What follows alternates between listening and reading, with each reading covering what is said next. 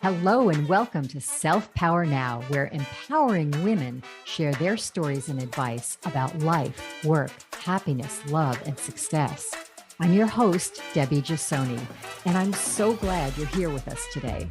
So sit back and enjoy the show.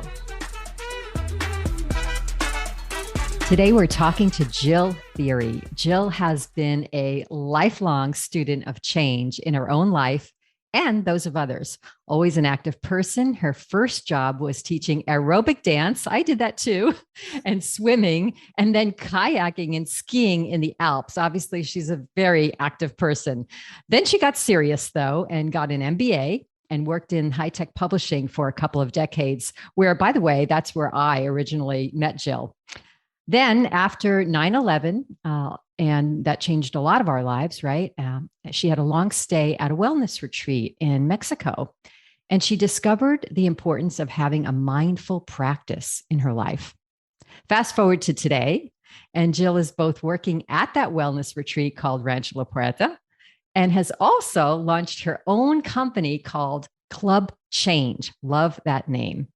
And it's to help people support each other in making the necessary choices to enhance their bodies, minds, spirits, and communities. Welcome, Jill. We were just talking before this show. It's so nice to see people's faces on Zoom. Great to see you. I totally agree. It's great to see you. It's great to be seen, right? Not to see. Don't we all want to be seen in life, right? Yes. Now, let's talk about your subject of change. First of all, I want to say that change is such a difficult thing for most people. I myself like change in my life. You know, sometimes that change isn't always good, but kind of gets you to the next level. And I love to make changes in my life and my daily schedule and whatnot. But most people don't share that love of change. Why do you think that's so? Oh, I think it's different for each person. But if I had to say in general, it's our tendency to be tough on ourselves, our desire to be perfect, and our fear of the unknown. So our kind of human desire to know everything and feel safe. And I think it nets down to that. But it so varies by each person and what they're. I love what you said, the fear of the unknown. And I believe that that's what keeps people stuck in places in their life that sometimes are not healthy, could be toxic because they know it, right? This is what I know. So this is what I'm going to stay with. And they're kind of paralyzed to go forward and make the change because nobody knows what's going to happen in the future, right? Yeah, and as humans, if you push up against that known place and you go to an unknown place and it feels a little edgy and it feels, your pulse goes up, there's fear, the human nature is to back off. And the beauty of the journey or being in the journey of the present is to maybe be okay with yourself sitting in that place for a little bit. And usually it takes a lot of self-love as well. And I think we tend to be really tough on ourselves so that when we go to that place, we're like, oh, I don't know this. I'm not perfect at this. It doesn't feel safe. It doesn't feel comfortable. I don't know it. I back off into where I've always been or where I always go back to. The familiar. I'm glad you mentioned self-love too, because I feel like that's one of the most important lessons we're all here to learn in life. And people say, well, why do you need self-love to make change? And I think it's so important because in order to make change, you have to feel like you are worthy of something better. You are worthy to go after and to change your life, to get into something better. And you have to love yourself enough to make sometimes some difficult decisions in life that may not be very popular decisions with your friends and family. You and I have a situation in our lives where we left our corporate jobs to do something like completely different. And I'm sure a lot of people in your family and in your work environment thought you were crazy as well as in mine. But in my heart, I knew that I had enough confidence in myself that I could take that leap of faith. Yeah, me as well. And where I've settled in, and I actually, in my classes at the ranch each week, ask everybody, what's more important than your own health and wellness? And when we really sit in that question, there really is nothing more important than that. Not your income, not your career, not your title, not even your spouses or your kids or your pets, because when you're not modeling and being someone who loves yourself enough to provide for your own health and wellness, like when you're caught in any kind of self-destructive modes, when you just acknowledge, say, whoa, if I do this, it would be good for me. It's amazing how that's kind of hard for us to do. Yeah. And sometimes we need a slap in the face to make that change, right? Exactly. Like whether it's our own health and wellness, we have a big challenge that comes along and we say, oh my God, why am I worrying about this to-do list? Or why am I worrying about this job when this is so much more important? Or we lose someone in our lives, or someone in our lives becomes sick, which, happened in my family. And all of a sudden your whole perspective changes, right? Talk about change. Your entire life changes, your perspective changes, and you wonder, why am I spending so much time on this minutia and details that aren't really important for me? And why don't I invest in me, in health and wellness? And I think that's what you're getting at, right? Exactly. And even just taking the time to do that. So the truth is, for most of us, unless there is a trauma or something like that, we don't take the time to sit down and just show up for ourselves, whether it's every day or every week or every month or every quarter, it doesn't matter. But how often do we literally sit down and make that intention for ourselves part of our present moment? Right. Put yourself on your own calendar kind of thing. Yeah, exactly. I do. I kind of mentally do. Sometimes I actually block it out on my calendar and just, and it's about saying no to people as well, because as women, I know that we are constantly trying to please people and whatnot. And I think, sometimes we just have to learn to say no, to take that time for ourselves. And you don't need to give someone an excuse for that, right? It's just, no, I can't do it at that time. I have an appointment. They don't have to know you have an appointment with yourself. With yourself for just free time. And this year, I in fact set a commitment to have a certain stretch of time, not scheduled, to just be spontaneous, be in the present and not scheduled. And that you're right. I mean, I don't know if it's women or what, but I tend to overschedule myself. And don't you love it when an appointment don't you love it when an appointment gets canceled? Yes. I love it when people cancel on me, because all of a sudden, I mean, and a lot of people would hate that, right? They'd say, oh my God, I had this planned. I had to blah, blah, blah. I love it when people cancel on me, because all of a sudden it gives me this, it's like, if anybody's ever grown up in a snow community, right? When I grew up on the East Coast in New York, when you had a snow day, right, at school, when they'd close the schools, that's what it feels like, right? Yeah. Like, oh my God, I have a snow day. I can do whatever I want. I have nothing on my calendar. It's awesome. It is. I mean, we had reindeer yesterday, and that exactly happened. A hike canceled, and I was like, whoa, I've got 4 free hours. It's like free time. Yippee. What about when people have unexpected change that's really not positive? Like, let's look at, what we've all gone through with COVID, right? It's come, it's here. We're still dealing with it. It was totally out of the blue, totally unexpected, and totally uncontrolled, which is kind of forces you to make changes in your life. How are you counseling people in that respect? Well, it's a perfect example, because one of my biggest life changes happened at 9/11, which I kind of, in looking back now, realized that was another kind of global event that changed everyone's perspective and changed my life, or changed my perspective in a pretty large way. And so when I came home and was in lockdown for the pandemic, one of the first things I did was actually my own practice, right? The class that I teach, and I hadn't done it myself for a long time. So part of that is just sitting down and asking the questions, like, what do you want to be?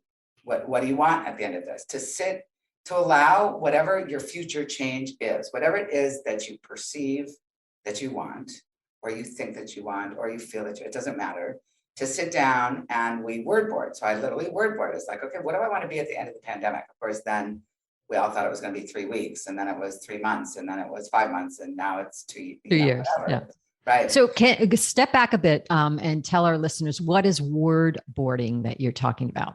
Oh, great question. So it's kind of like a vision board. So people might have an experience with that. So we take a sheet of paper, we set it down in front of us in landscape mode, so that automatically you're like, hopefully out of your brain a little bit and more in your heart and your And it's gut. paper, not computer, right? A piece Paper. of paper, yes. I Old recommend it. school, old Well, school everybody people. uses their own tool. Like one of my clients now has one of those, that she can draw on the device. And I'm like, cool. But you're right, I am old school. And that tactile perspective, they're finding actually adds a kind of a brain mind body connection. But so depending on who I am and who I'm sitting with or myself, it's like we define a time period and then ask a number of questions that are open-ended, that are about intention or about things that you perceive you don't have time for that you want, and putting those words on a sheet of paper. So we end up, actually I'll show you an example. So we'll end up with words and we use the whole sheet of paper. Right. So And lots of colors. And can you do little, like I like to do, symbols and colors, and well, actually, I like to act like I'm 5 years old basically, and just like really make it fun.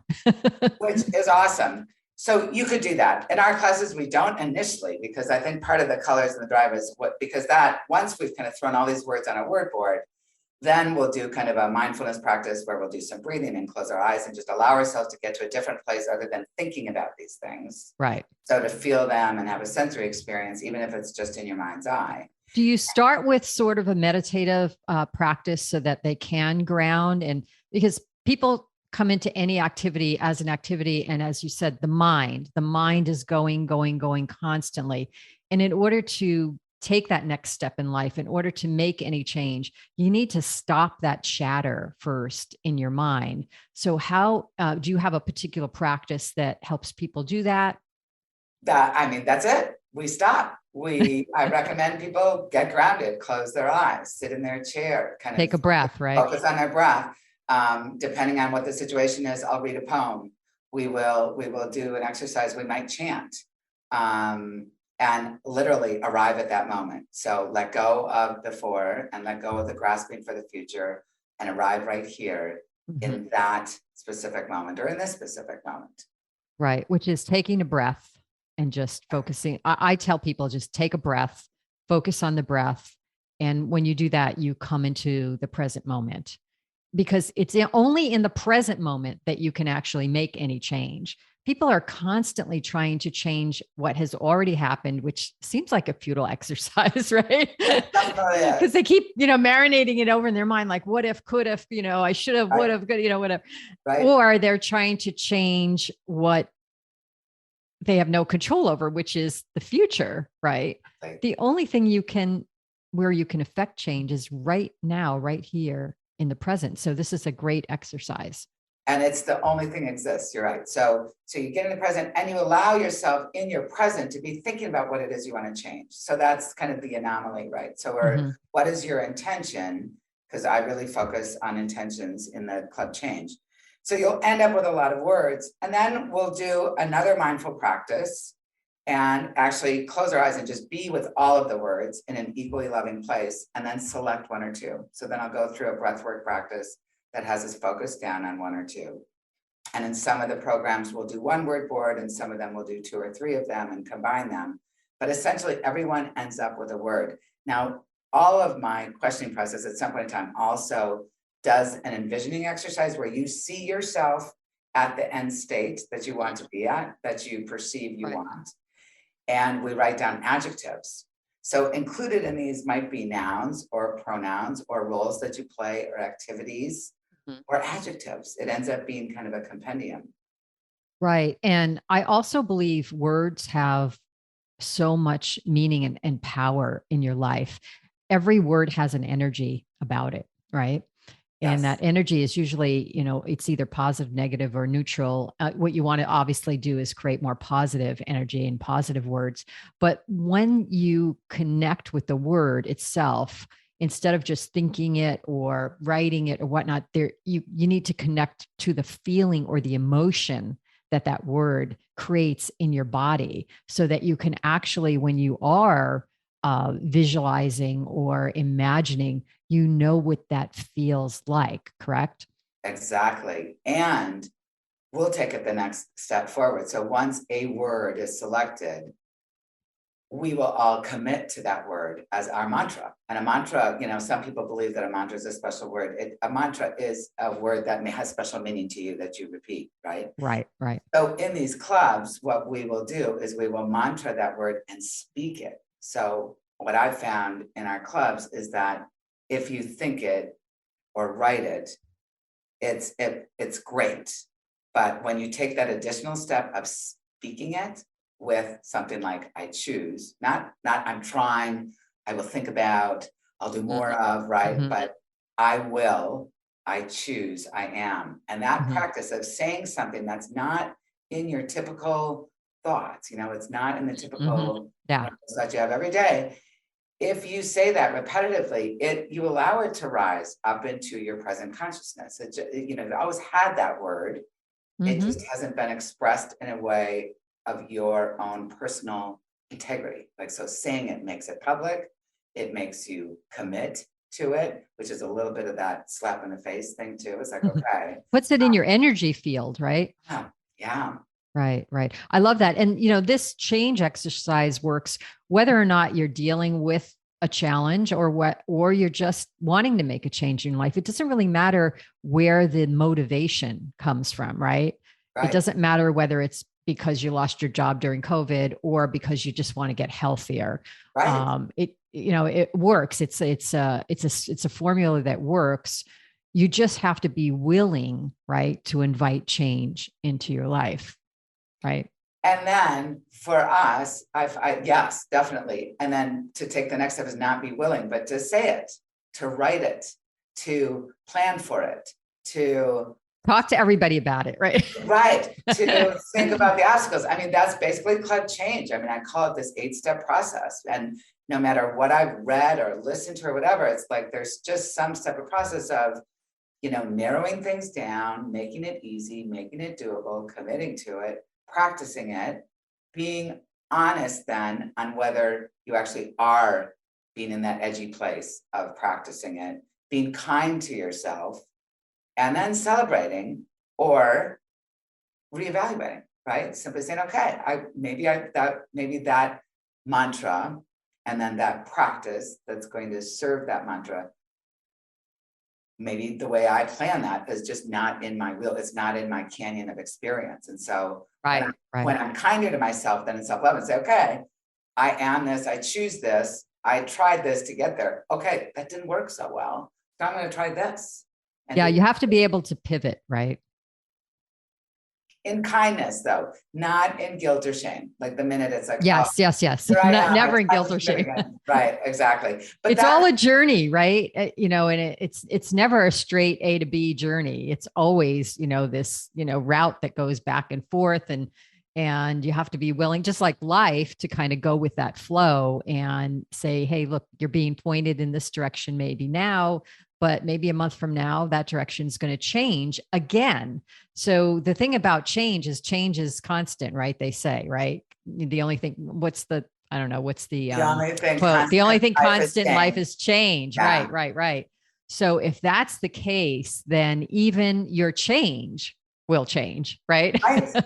It's all, and it might not be right, the big life thing, right? I mean, it could be something in your yoga practice. It could be a daily process, but being in it in a honest, kind, public way that's, spoken and written and practiced, right? It's like all of this is a practice. Life is a practice. Each moment is a practice, right? We're in school every day.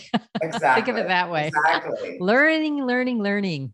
Yeah, in a kind way, which is kind of where it brings us back to the whole self-love. It's like, okay, you love yourself enough to say, I want this. I would like to move towards this. And it could be something massive. It could be a tiny little thing. One of our club members, it was interesting because I was a little worried. She's like, okay, I am joy. I want joy. It was all filled with joy. And I was like, wow, that's big, right? Yeah. But it's big, and then again, on the other hand, it's simple, right? Exactly. It's so practicable, right? So if you give yourself a moment to see that actually you have tons of times when you choose, even just rephrasing how you're focusing that. So I get to do this or I have to do this. Like I notice myself all the time when I look at my day and I've got a lot going on And I'll go into that, oh my God, I have to do this, and then I have to do this. It's like, oh my God, Jill, you have such a beautiful day filled with choice that you get to do, right? I don't have to do any of it. I mean, this is the day that I scheduled and planned, and it's filled with beautiful things.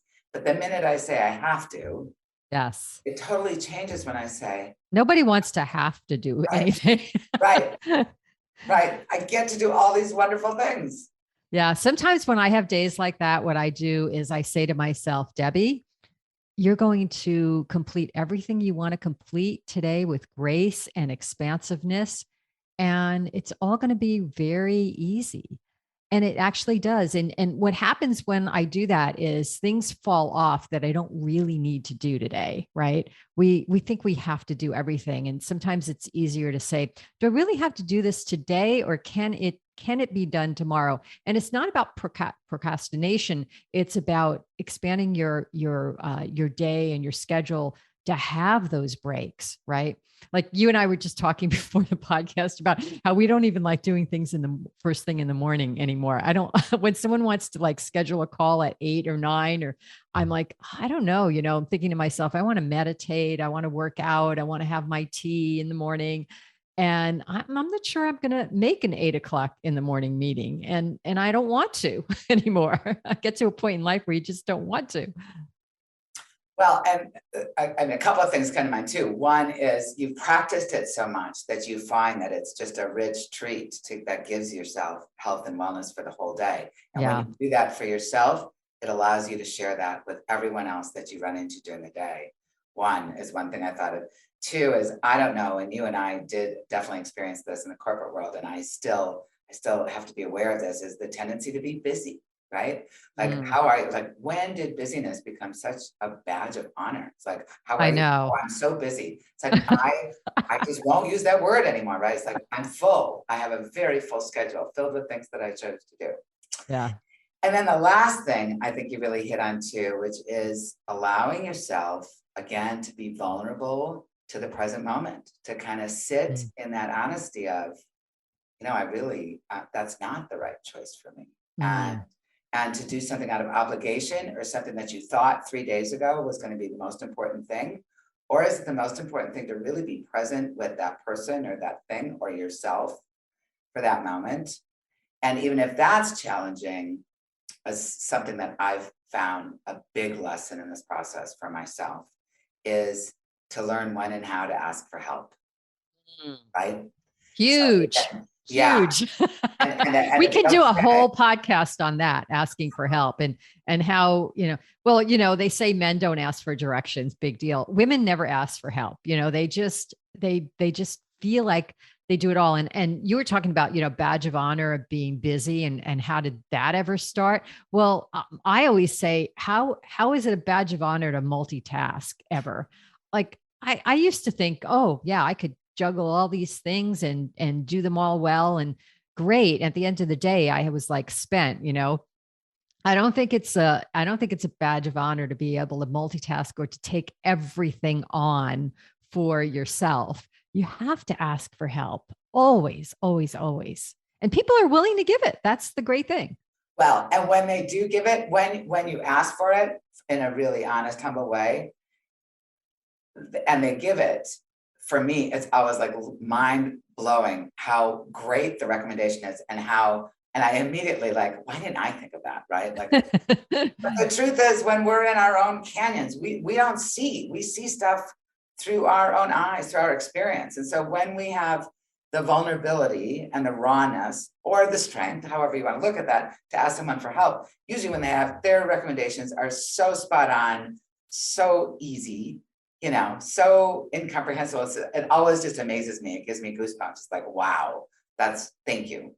It's just a big gratitude for whoever, whatever is around you when you allow yourself to be there fully. Yeah. And think about it too. If someone would ask you for help, you'd want to help them, right? If you put yourself in their shoes, put yourself in your own shoes. So I think people sometimes are afraid, that, hey, look, you could always say no, and someone could always say no to you. But if you don't ask, you don't know. Right. And you don't know what someone else could, like you said, the riches and the recommendations that you could have never thought of on your own sometimes comes from someone else. And also if you're, looking for opportunities, like I always love to say, hey, I'm looking for something like this or whatnot, if you know anyone, and inevitably something comes through, because it's kind of like that, what's that, 6 degrees of separation, right? Somebody always knows somebody who's doing something that may be interesting to you. And I do think that women naturally love to connect people in that way, right? They love to connect people in a way that is helpful. We like that. It's part of our kind of nurturing personalities. Oh, I think you're right. It's just genetically, as a family person or provider, as a matriarch, it's community driven. Yeah, it is. Now, what about like someone who's just, they're listening to this and they're getting inspired. They're getting inspired to make whatever change that is in their life. It could be a minor change. It could be a major change. What's the first thing? Like, how do they get started? Well, they come to one of my Set Your Intention classes. Well, we'll have all that on the show notes for sure. But I think, I think the first thing is knowing that you're ready and willing, right? Yeah, show up for yourself. So show up. First exactly. thing is sit down right now and show up for yourself and sit down and think about what it is and write it, right? So those are all steps, that I help you with, but you're right. So if somebody who's listening right now could just sit down for a moment and say, what is it that I want? What is one thing? Exactly. Part of the process is to have help focusing. Because again, if you try and do everything at the same time, it just doesn't work. We instantly get into a state of overwhelm, and then we get into judgment, and then we're right back where we were, right? We're our own worst enemies. I know. Yeah. We are. We're our toughest critics, right? So when we can switch that to be our biggest advocates, and that's possible, it's really a joyful journey, no matter what you're doing. And it's really just flipping a switch, right? Because that critic in you, that's not the real you. That's kind of your little ego voice, your little small voice saying, you can't do this, you're not good enough, blah, blah, blah. It just takes a mindset, a switch in the mindset to say no to that voice. That is not me. I am what I am. I am worthy of love. I am worthy of opportunity. I'm worthy of abundance. And to just keep, as you said, monitoring it over and over again until your subconscious brings it into your conscious field and you start believing it on a regular basis. But being in that mindset, and I love what you said about, figure out what it is you want. A lot of people are unhappy, or they don't like their lives, and they like to complain about stuff, but they don't really know what it is that they want. And until they define what they want, how can they make any change, right? Right. So be willing to sit there. And you brought up a great thing is obstacles. So once you've decided the one thing, then, and it might be a mantra, it might be a word, it might be an adjective or whatever, one concept though, then I recommend that people bring it down to kind of then what can you practice? What small, kind, measurable action can you do? Can you practice? One step, one little baby step, right? Exactly. You can do, and it depends what your thing is. So is it that you're going to try and do that hourly or daily or weekly or monthly, whatever it is, but one baby step. And in our clubs, we actually do 3 each week. But for this practice, I think it's best for listeners just to find one step. But the important thing here is to be kind in that step, which again, by nature, we're not kind. We just want to go, we want to have it easy, we want to have it now. So if we find something that's like, I will do X for a minimum of Y, Z times per week, right? Or per day. Commit to have some accountability, right? And the ability to say yes or no, because if it's a gray thing, if there's words like more or less, then we tend to go into judgment, right? But if it's specific yes or no, we can sit in the data, and we can sit in our honesty, and we can sit in our lessons, and we can notice the choices that we made, which might help us identify our obstacles or the little person or the judger person, and talk to it in a new way. Say, okay, I noticed you this time. You're just not like swirling around in my background. I'm I actually, hear you, but I don't believe you anymore. yeah, exactly, exactly. And that takes practice, as you Yes. said, right? It takes practice and it takes courage. Mhm. But if we set that practice small and kind enough, it's very doable. Slowly but surely, it becomes just part of your process. And then you're on to the next baby step and the next baby step, and then maybe the next bigger step in one that is much more honored, centered, kind, honest, all those things that we started with, all those Right. things of self-love and honoring yourself and your own wellness. And when you start practicing and you feel yourself getting even more of that, it's really juicy, as you know. It's liberating, it's peaceful. You're no longer so triggered by other people or other events that you can't control, like the pandemic, or whether you have to wear a mask or not. Like it really doesn't matter anymore. Right. You're Because we centered. can't, yeah, there's so much in life we can't control. We can't control most of what happens in life. We can control what we eat for breakfast, right? But there's so much going on that we can't. And when you start to try to control, that's why you suffer, right? But Right, as you said, the events going on externally to you should not affect your own self-power internally. You should, because that's a constant. That actually doesn't change. You always have that power right. within you to make that change. You just kind of forget about it along the way when things go, south or not the way you're wanting them to go. Which is where kind of the slap in the face comes on the other end, and I call it the tough love phase, right? So Mm-hmm. when you've now had that practice and it's measurable, to sit down at the end of each day or at the end of each week and say, well, did I or didn't I? And be Mm. honest about that. And if you didn't, to not jump to judgment, but just say, okay, what did I choose instead? Like really, Give what yourself a break. Yeah. well, because we're always in choice. And when we can Yes. live in choice, and when that choice is on a path that is healing and well for us in Mm. whatever way it is, it's beautiful. It's fun. Yeah. Yeah. I totally agree. So Jill, tell me about your life and what do you do to kind of get back into your own self-power every day as you're counseling a lot of people. First of all, you're working at the ranch and you're dealing with people and helping people all day. So a lot of your energy is getting expended out to other people, right? And we might have a lot of listeners who are in fields where their energy, like say they're in the medical field, their energy is helping others all day, helping them get well, helping them with their issues.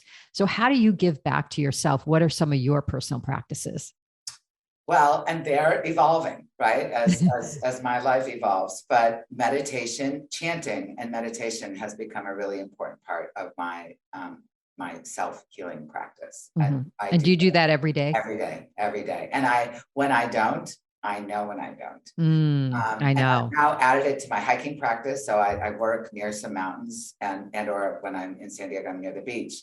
So, every day I get out and move in nature, and that's really helpful for me. And usually I'll bring some of my gratitude practice or Hmm. my intention practice or my chanting practice to my walks or hikes. Hmm.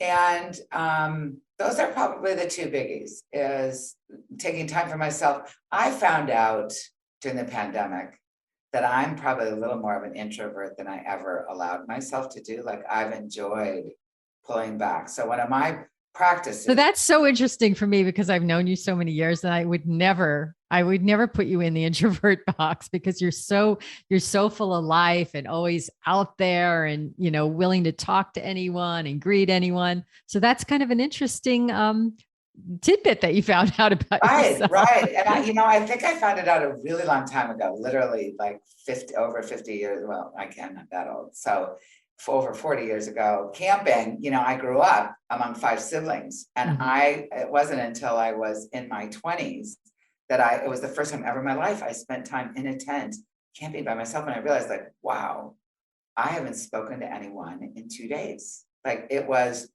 aha. Yeah. Isn't So that a there little is. freeing? That's a little freeing Oh too, my right? God, I was writing Yeah. songs, I mean, kind of music and chants and singing and voicing and sound healing have all kind of come. In a lot of ways, the more open I get to that true nature of myself, a lot of things that I focused on in my early years that I did out of passion are showing back up in my life. Yeah. And I think it's really great. Well, the one thing that I think is great about the pandemic is people got to spend time with themselves. And that for many people was really, really, really hard. For me, I'm kind of like you. I was like, oh my gosh, I could shut out the world for a while. Thank you. Yeah. And I'm extroverted, but I'm also an introvert, I think by nature too, because I love my alone time. I love spending time just cocooned in my house and not having to make an excuse for not seeing anyone or not going out or not shopping or whatever. And I just love that. So if anything, the pandemic allowed us to figure that out about ourselves, to see, yes, we are worthy of our own time, worthy of spending time with ourselves. And it doesn't have to be doing anything. You can just be. Yes, a human being versus a human doing. And I'm finding now too, as we're kind of entering this next phase of a certain acceptance of the honesty of this present moment, even with the pandemic. And actually, there was a doctor there the other week that said it's really an endemic now. It's not a pandemic. Yes, yes. Thank you. I mean, it's just interesting to think about that. And so it just is. So there's no more expectation or anticipation. Like we really all have the opportunity to be in the here now. Mm-hmm. And be accepting of that and decide now how we're going to keep ourselves healthy and well, but yet venture out in a safe way, but defining our safety, whether that's, work related or travel related or community related, right, or action related. But I feel like it's helpful for people to give themselves permission now to go out and take some calculated risks. And that's a great way to end the show. Calculated risks, people, and go out, meditate, and move your body, which are my two things that I love to do. Jill, thank you so much for your presence here with us today and all your insight about change, which we are all in the midst of every single moment of every single day. Listeners, if you'd like to connect with our guest today, hear more shows, or sign up for free programs on selfpowernow.com/guide. For example, if you're looking to have more love and better relationships in your life, who isn't? Join my 5-day self-love challenge or come on my monthly Zoom love-in where you can actually ask me questions live. That page again is selfpowernow.com/guide. I wish you all a wonderful day. Come back and join us next time. Thanks for listening to Self Power Now. If you enjoyed today's show, please share it with others, follow it on your favorite podcast platform, and join our community on selfpowernow.com and receive 3 free happiness gifts. And while you're there, if you're looking for more ways to be happy, healthy, peaceful, and loved, check out my books and new online courses. Until next time, this is Debbie Jasoni wishing you self-power now.